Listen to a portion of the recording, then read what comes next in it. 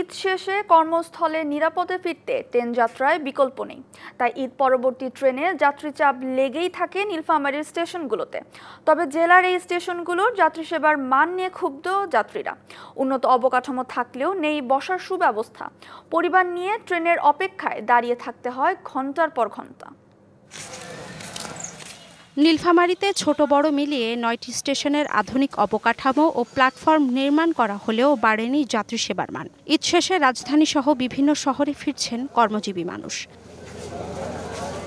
কিন্তু জেলার রেল স্টেশনগুলোতে ঈদ পরবর্তী যাত্রার চাপ সামলাতে নেই পর্যাপ্ত প্রস্তুতি। প্রথম শ্রেণীর বিশ্রামাগার থাকলেও পড়ে আছে জরাজীর্ণ অবস্থায়। পর্যাপ্ত বসার ব্যবস্থা এবং ব্যবহার উপযোগী শৌচাগার ও খাওয়ার পানির ব্যবস্থা না থাকায় ভোগান্তি লেগেই থাকে যাত্রীদের। প্ল্যাটফর্মের অবস্থা তো যাতা, প্ল্যাটফর্মগুলো আমাদের বাংলাদেশে অন্য ডিস্ট্রিক্টে যেরকম ভাবে করা হয়েছে, আমাদের উত্তরবঙ্গে বিশেষ করে নীলফামারী খুবই অবহেলিত।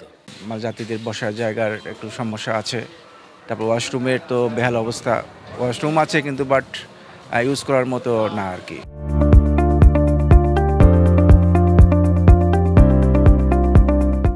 পরবর্তী যাত্রী চাপে স্টেশনগুলোর সেবার সক্ষমতা নেই বললেই চলে। বারবার রেল কর্তৃপক্ষের কাছে অভিযোগ করলেও কোনো প্রতিকার পাননি যাত্রীরা। বিশ্রামাগারটির অবস্থা খুবই নাজুক, এখানে বসার তেমন কোনো ব্যবস্থা নাই।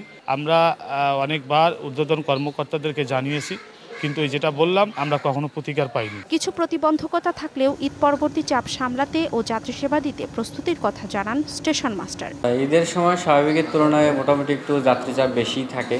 আমাদের রেলওয়ে যে ব্যবস্থাপনা, আমরা আমাদের জায়গা থেকে সর্বোচ্চ চেষ্টা করি যাতে যাত্রীদের সর্বোচ্চ সুযোগ সুবিধাটা দিয়ে আমরা তাদের যাতায়াত ব্যবস্থাকে আরও সহজ প্রাণবন্ত করতে পারি। রেল স্টেশনগুলোর এমন চিত্র আর দেখতে চান না এলাকাবাসী।